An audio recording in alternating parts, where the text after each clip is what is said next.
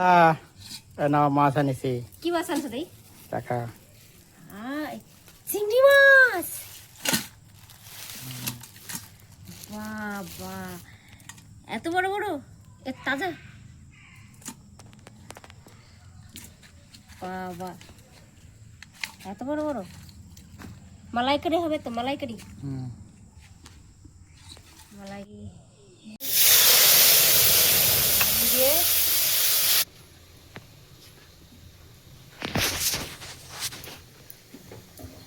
সরাসরি করে থাকবে। কালার হয়েছে কি চিংড়ি মাছটা, চিংড়ি মাছ ঝোলে দিয়ে দিলাম।